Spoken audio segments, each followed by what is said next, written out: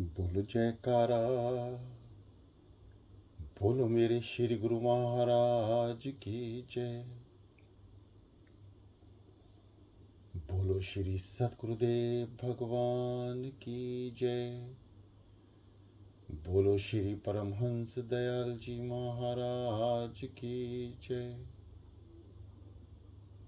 बोलो श्री नंगली निवासी भगवान की जय।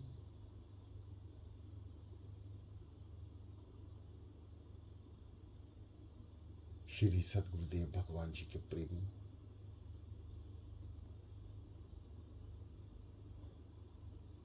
आइए साप्रेम शुरू करते हैं। श्री सतगुरुदेव भगवान जी के चरणों में बैठकर उनके मुखारविंद का ध्यान, यानी निराकार से साकार की ओर। निराकार जो दिख रहा है परमात्मा, साकार हृदय में है जो बंद आंखों से दर्शन दे रहा है। गुरुमुख तो वही है जो हृदय रूपी सिंहासन पर प्रेम से सतगुरुदेव भगवान जी को बिठाए और उनका दर्शन करे। समस्त साधकों को यहां तक पहुंचना है,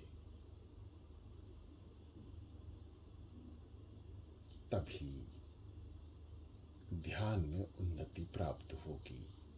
यदि हृदय रूपी सिंहासन पर ही सदगुरुदेव भगवान जी के दर्शन नहीं हो सके तो ध्यान और साधना व्यर्थ है। इसलिए मन से हृदय में दर्शन करें, और हृदय में दर्शन तभी होंगे जब हृदय शुद्ध होगा, यानी हृदय का वातावरण बहुत ही मधुर।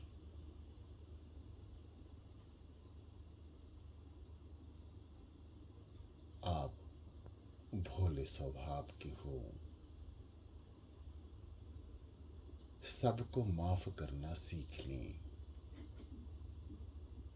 जो जीवन में घटित हो रहा है वह उनकी कृपा है, चाहे सुख चाहे दुख।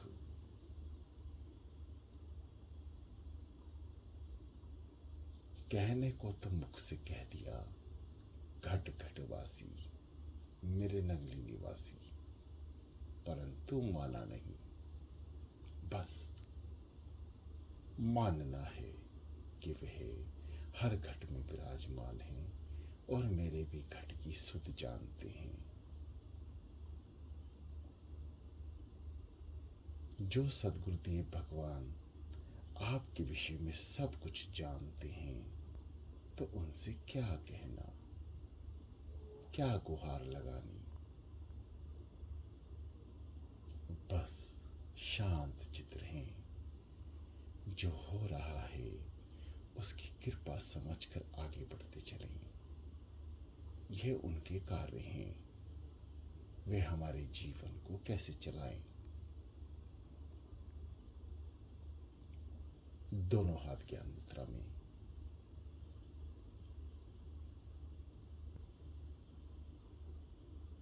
रीढ़ सीधी, गर्दन सीधी।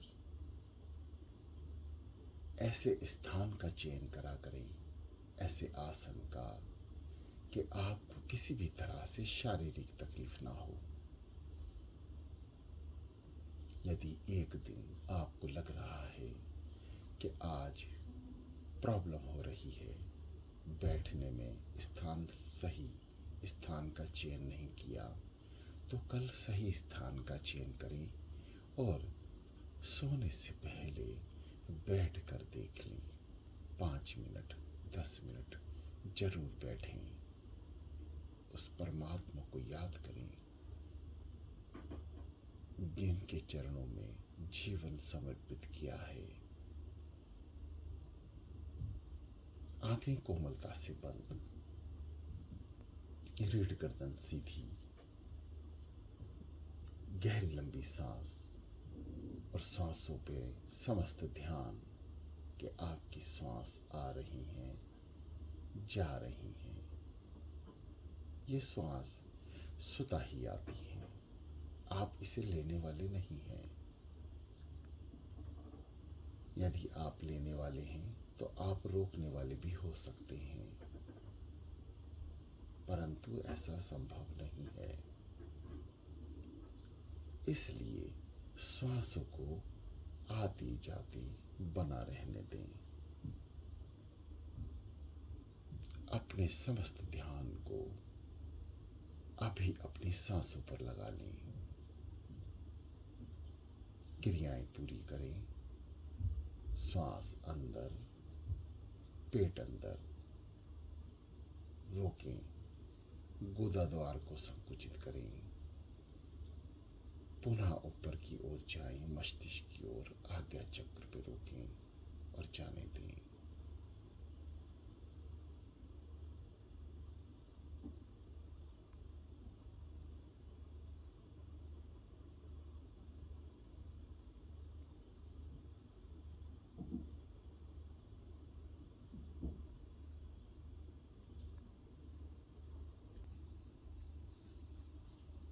प्रिय साधकों, कान सुन रहे हैं, आप सांसों पे ध्यान रखें। 24 घंटे में हम रोजमर्रा 2,16,000 सांस लगभग लेते हैं। ये श्री दादा गुरु महाराज जी के मुखार बिंद से है। 2,16,000 सांस हम प्रतिदिन खर्च कर देते हैं। इन श्वासों में भी बदलाव 24 घंटे में आता रहता है।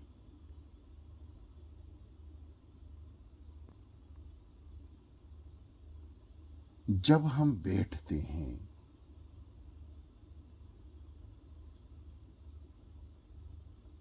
बारह सांसें हमें प्रति मिनट आती हैं।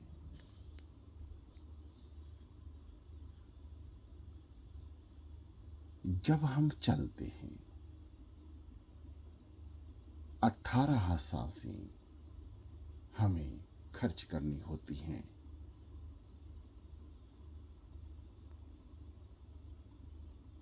जब हम सोते हैं, 25 सांसें हमारी खर्च हो जाती हैं। जब वासनाग्रस्त होते हैं तो 60 सांसें हमारी खर्च होती हैं, सबसे ज्यादा।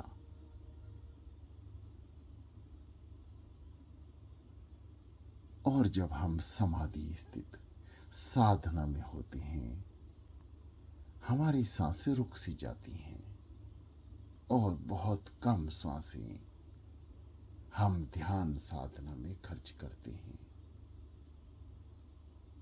जिस कारण जो साधना और ध्यान में अपनी जिंदगी बिताते हैं, उनकी उम्र बहुत बड़ी होती है। जो मैथुन वासना में अपना समय गवा देते हैं, सबसे कम उम्र उसी जीव की होती है, चाहे वह धरती में कोई भी हो। समस्त ब्रह्मांड की शक्ति एक ओंकार यानी ओम। आइए ओम महामंत्र का उच्चारण करके अपने समस्त चारों ओर ब्रह्मांड की शक्तियों को एकत्र करके साधना स्थित होते हैं। सभी ने मिलकर ब्रह्मांड में हो रहे इस वाइब्रेशन यानी नाम की शक्ति जो क्रियमान है उसमें शामिल होकर अपनी साधना को मजबूत करते हैं। ओम शब्द का उच्चारण किसी भी साधना को साधने के लिए उत्तम है। आइए शुरू करते हैं। घूंट घूंट भरकर ओम नाम को पीना, महामंत्र को अपने शरीर में उड़ेल लेना। जैसे जल पीते हैं ठीक इसी प्रकार ओम ओम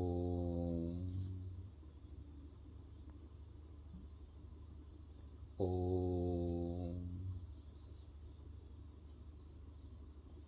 ओम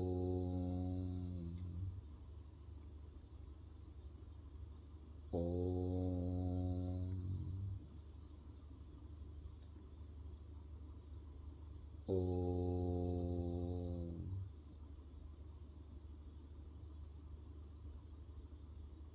ओम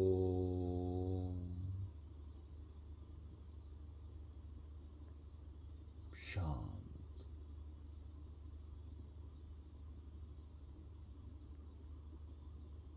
समस्त ध्यान सांसों पर। सांस आ रही है, सांस जा रही है।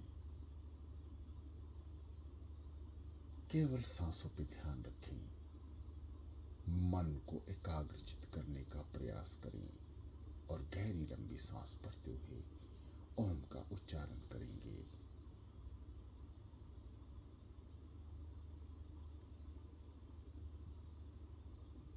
ओम।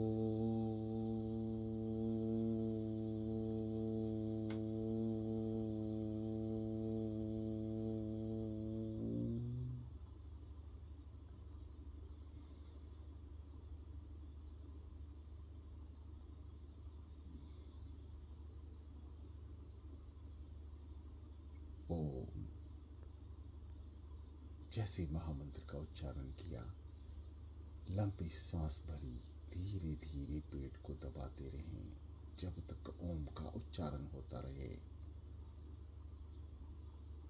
श्वास भर लें, रुक जाएं, गुदा द्वार को संकुचित कर लें, सुकोड़ लें और धीरे धीरे श्वासों को मस्तिष्क की ओर यानी आज्ञा चक्र पर लेके जाएं। वहां भी कुछ पल रोक लें और धीरे धीरे बाहर, बहुत धीरे धीरे।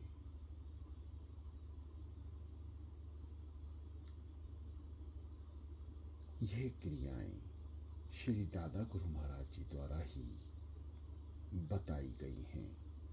इस पर अनुसरण करें, समस्त ध्यान रखें। ओम।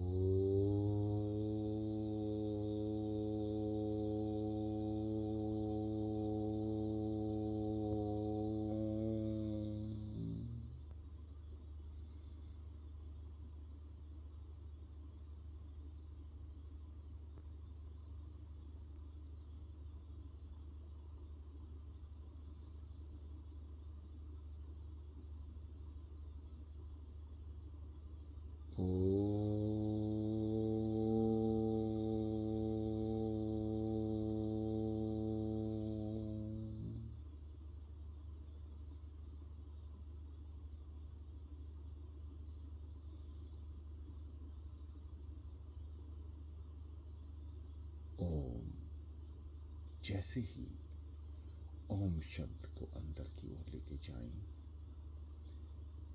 और जब सांसों को ऊपर लेके जाएं, नासिका के अग्रभाग को देखें, फिर आंखों की पुतलियों को उल्टा करते हुए मस्तिष्क की ओर यानी तिलक स्थान को देखने का प्रयास करें। ऊपर की ओर रोकें, जब दुखी तो वापस श्वासों के हिसाब से नीचे ले आएं।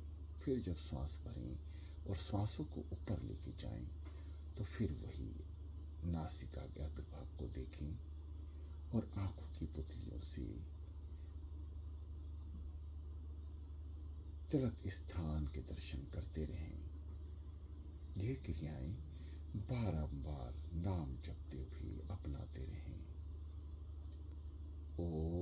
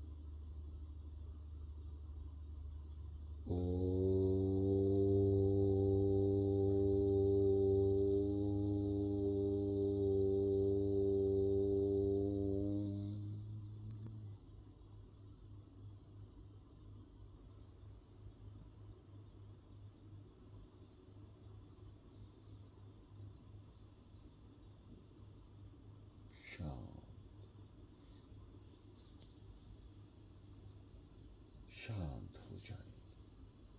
समस्त क्रियाएं शांत कर लें। मन को शांत करें। शरीर को हिलने से रोकें। गर्दन को सीधा रखें। ध्यान श्री चरणों का, उनके मुखारविंद का। समस्त शक्तियां आपके चारों ओर। अब मन आपका साधना में लगेगा और ना ही मन आपका भटकेगा। ऐसा विचार करें, ऐसा अनुभव करें। मुस्कुराते रहें। भीना भीना खुशी महसूस करें कि श्रीकृत सतगुरुदेव भगवान जी ने कृपा बरसाई है और हम अमृत बेला में उठ सके। ये उनकी कृपा ही तो है कि हम साधना स्थित होने जा रहे हैं। शांत गहरी लंबी सांस सतगुरुदेव भगवान जी द्वारा दिया नाम सांसों से जपना शुरू करें। और जो साधक सांसों से जपने में असमर्थ हैं वे मुख से बोलें। और यहाँ तक कि पार कर चुका है तो जुबान से बोलें। होंठों को बंद रखें। उसके बाद श्वासों पर, जो श्वासों से आदत डाल चुके हैं, अपने कान को बाहरी आवाजों से बचाएं।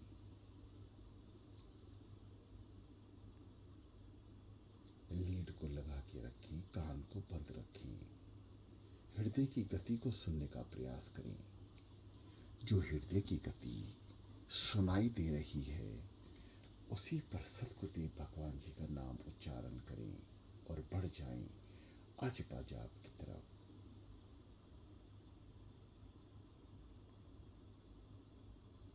सो हम सो पेट को अंदर रोकें। श्वास को, गुदा द्वार को संकुचित करें। कुछ पल रुकें। श्वासों को हृदय चक्र से ऊपर की ओर लेके जाएं। रास्ता यही है। हृदय चक्र, विशुद्धि चक्र, गला, यहाँ से गुजारती हुई वायु को आज्ञा चक्र पर रोक लें। कुछ पल फिर जाने दें। यह साधारण विधि है। और अब एक और विधि अपनाएं।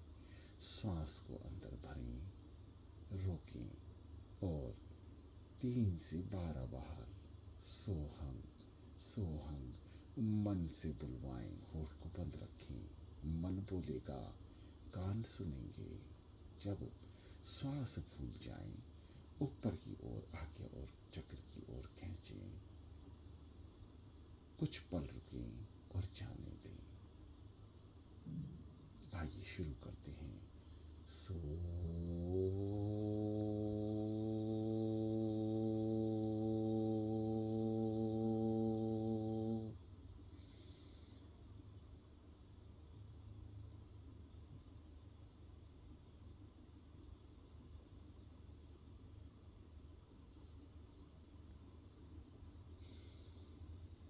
हम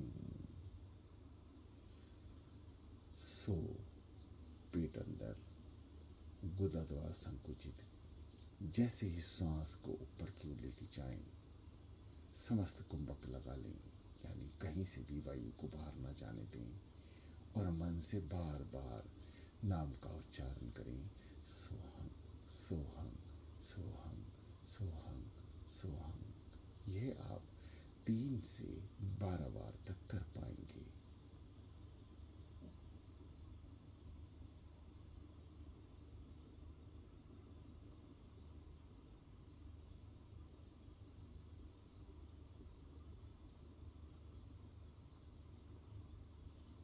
चलते जाएं, बिना रुके समस्त ध्यान सांसों पे नाम पे रखें, यानी सांसों पे नाम विराजमान। कान सुन रहे हैं, मन जप रहा है सोहंग सोहंग। मन 2 कार्य कर सकता है, एक तो जाप करेगा और एक सतगुरुदेव भगवान जी द्वारा प्रेरित वाणी सुनेगा और उस वाणी के आधार पर आगे की ओर यानी साधना स्थित होने का प्रयास करेगा। जो क्रियाएं बताई गई हैं उसे अपनाएं, अनुभव करें, चलते जाएं। शांत।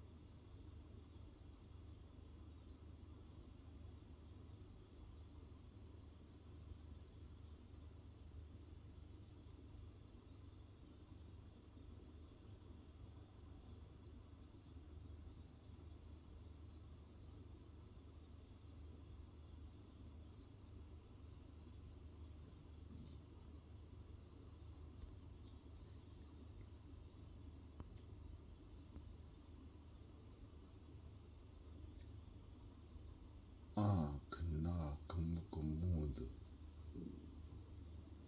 मूंद के नाम निरंजन ले। भीतर के पट जब खुले, जब बाहर के पट दे। एक ही साधे सब सधे, सब साधे सब जाए। जहां आप साधना कर रहे हैं उस रूम को, कमरे को कम रोशनी में रखें, यानी आंखों पर आपकी रोशनी का प्रभाव ना हो। आप जल्दी साधना स्थित हो जाएं।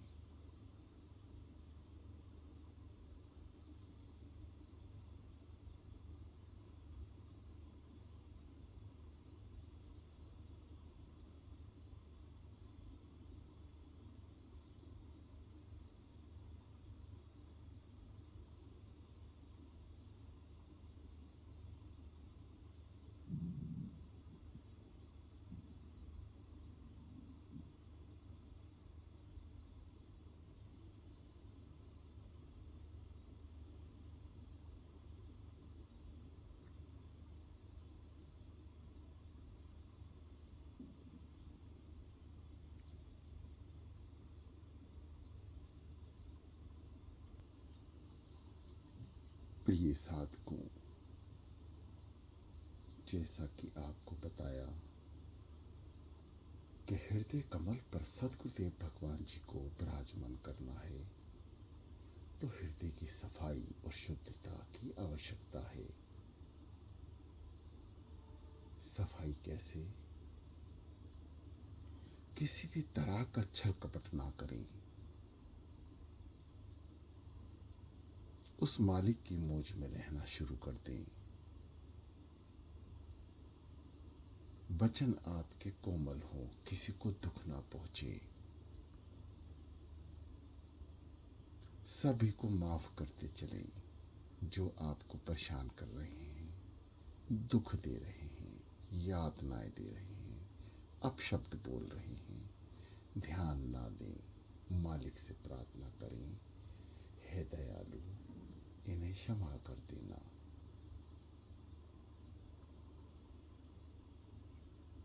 किसी की व्यर्थ में संगत ना करें। यदि संगत ही करनी हो तो साधु की करें, संत महापुरुषों की करें, भक्त प्रेमियों की करें। कुछ बोलना भी हो तो श्री सद्गुरुदेव भगवान जी की लीला का वर्णन करें।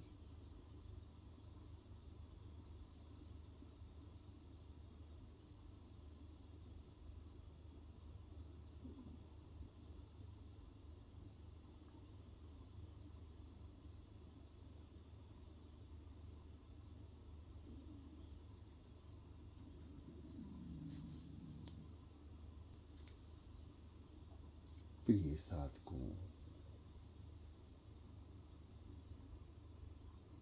इस संसार में विचलन करते समय हमें शीतल यानी शांत बने रहना है, जैसे चंदन। गुरु ग्रंथों में भी चंदन का वर्णन किया गया है और उसे जीव को साधारणता जोड़ा गया है, यानी चंदन की तरह शांत शीतल रहें। जैसे चंदन को काट कर कई चीजों में इस्तेमाल किया जाता है, परंतु चंदन अपना व्यवहार नहीं छोड़ता, यानी खुशबू देना नहीं छोड़ता। इसलिए साधकों, खुशबू से तात्पर्य आपके जीवन में है कि आप सद्विचार से पीछे नहीं हटते। आपको चाहे कोई कितनी तकलीफ दे, आप उसको सत्संग रूपी अमृत बरसाते रहते हैं, देते रहें।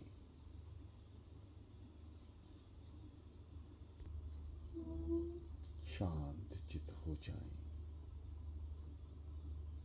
गर्दन को सीधा रखें, सांसों पे सद्गुरुदेव भगवान जी का नाम, मन कहीं ना जाने पाए। कोई विचार आए तो आने दें, फिर जाने भी दें, उसका पीछा ना करें। बार बार समझाया है कि मन दो कार्य कर सकता है, एक साधना भी कर सकता है, आवाज भी सुन सकता है। साधना भी करेगा और मन आपके विचारों के पीछे भी भागेगा। भागने ना दें।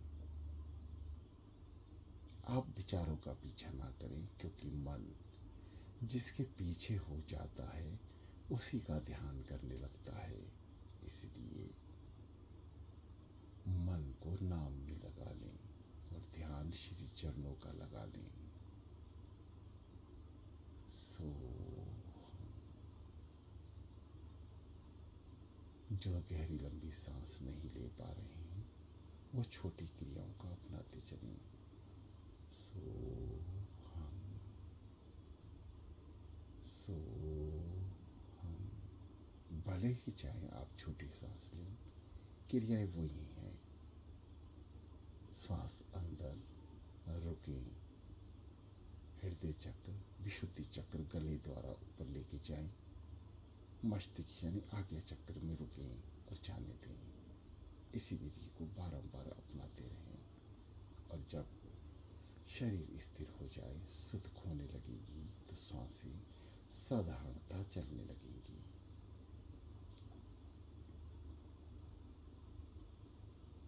चलते जाए, सांस भरें, रुकें, बार बार उच्चारण करें मन द्वारा, फिर ऊपर की ओर लेके जाएं, आगे चक्र में रुकें, फिर बाहर हंग, सो अंदर, हंग बाहर, समस्त शक्तियों का आवरण अंदर, समस्त विकार बाहर।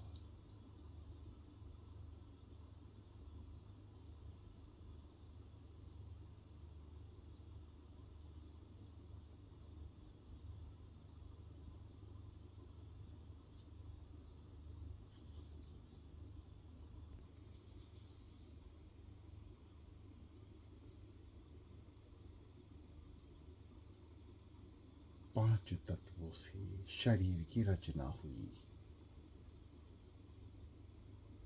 पृथ्वी, अग्नि, जल, वायु, आकाश। 5 विकार साथ आए, काम, क्रोध, मोह, लोभ और माया।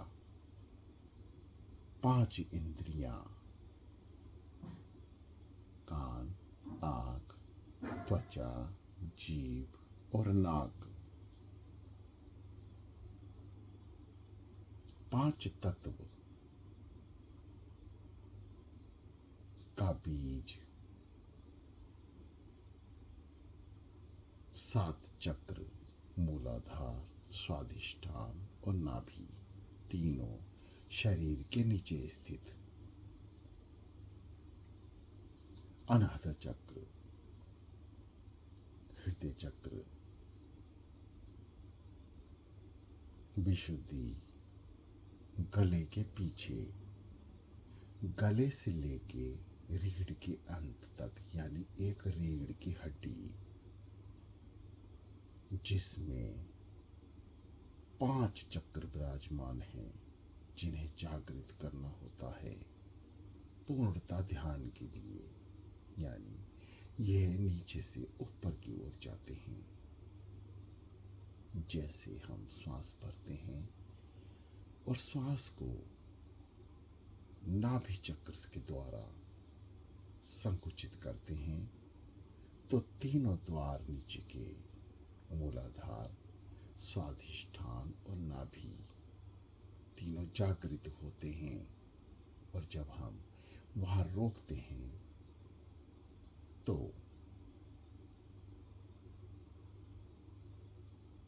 मूलाधार चक्र, जो पृथ्वी तत्व से संबंधित है, स्वादिष्ठान चक्र जो अग्नि तत्व से संबंधित है, नाभि चक्र जो जल तत्व से संबंधित है, तीनों जागृत अवस्था में कार्यरत हो जाते हैं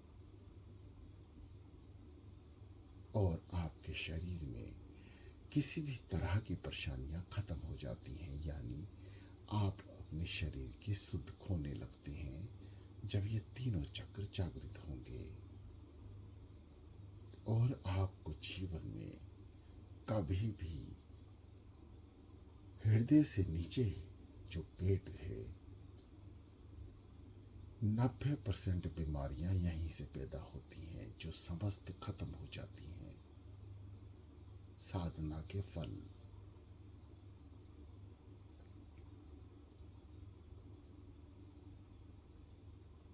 हृदय चक्र जो वायु से संबंधित है, यानी वायु तत्व से। जब तीनों चक्र नीचे के जागृत होंगे तो आपकी सांसें साधना के हिसाब से चलने लगेंगी। आप शांत हो जाएंगे, आपका हृदय शुद्ध होने लगेगा, आपकी विचारधारा बदलने लगेगी। जब हृदय चक्र जागृत हुआ तो विशुद्धि चक्र यानी कला आपके बोलने में मिठास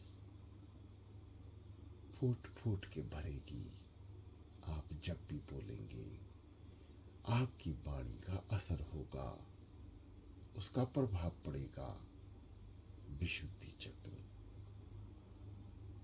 गले के ठीक पीछे वाली हड्डी जहां से रीढ़ शुरू होती है वहीं पर ही स्थित है। यानी विशुद्धि चक्र से मूलाधार चक्र तक 5 चक्र जो हमारी रीढ़ में स्थित हैं। मूलाधार चक्र रीढ़ के अंतिम भाग पे, स्वाधिष्ठान चक्र, नाभि चक्र और मूलाधार चक्र के मध्य में, और नाभि चक्र आपकी नाभि के ठीक पीछे वाले हिस्से में स्थित हैं।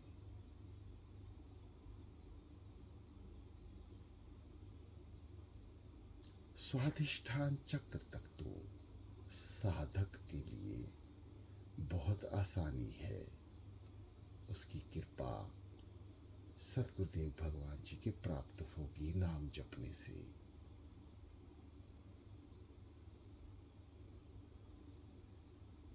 इसके बाद आज्ञा चक्र,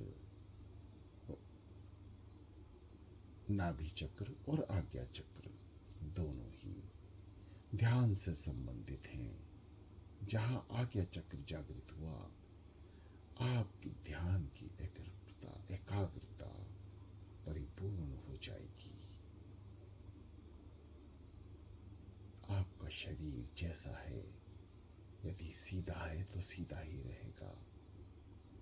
नाम जाप सिमरन में आप खो चुके होंगे। दर्शन और अंधकार के आगे का रहस्य आपके आगे खुलने लगेगा, यानी प्रकाश। आज्ञा चक्र जागृत होते ही अजीब सा प्रकाश जो ना कभी पहले देखा ना महसूस किया, हजारों सूर्यों की रोशनी यकायक आपके सामने होगी और उसमें बिखरते हुए रंग जो हमारे चक्र से संबंधित हैं वह बारंबार चमकने शुरू हो जाएंगे।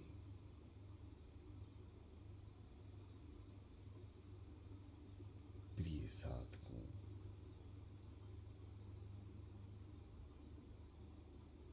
कई दिनों और कई महीनों की साधना से, अभ्यास से यहाँ तक पहुँचना होगा। परंतु यदि सतगुरुदेव भगवान जी की कृपा हुई तो केवल पल भर में आप समस्त ज्ञान को, साधना को प्राप्त कर लेंगे। चलते जाओ, सांसों के नाम सिमरण लगातार करते चलिए।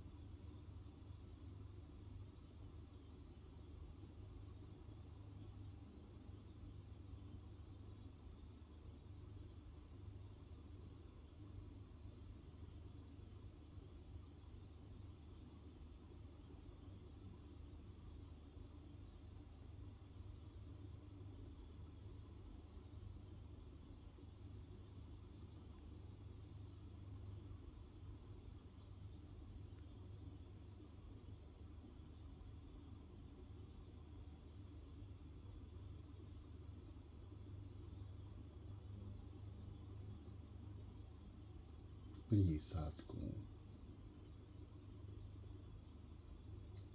साधना भी आपने ही करनी है, सदगुरुदेव भगवान ने करानी है और अकेले ही यहाँ इस तत्व को प्राप्त करना है।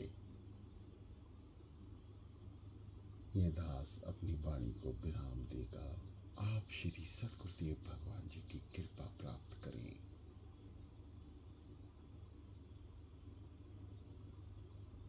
ज्यादा से ज्यादा समय साधना में निकालें। अपने शरीर को स्थिर होने दें, मन को एकाग्रचित होने दें। अभ्यास करें ज्यादा से ज्यादा, क्योंकि ये जीवन कब समापन की ओर बढ़ जाए। इसलिए गुरु प्रेमियों, जो नाम दीक्षा मिली है, जो सदगुरुदेव भगवान जी का कर्ज है, उन्हें उनकी कृपा से ही जपते हुए उनके चरणों में लीन होते जाएं। मन लगे या ना लगे, शरीर रुके या ना रुके, आपने बैठना है, समय निकालना है, साधना करनी है, उस परम पिता को याद करना है, क्योंकि याद में ही दया छुपी है। इसलिए ज्यादा से ज्यादा याद करें। रास्ता चाहे कोई भी हो, बस अमृत बेला में उठकर बैठ जाएं। नहा धोआ के सदगुरुदेव भगवान जी को याद करने लगें। जीवन सफल हो जाएगा।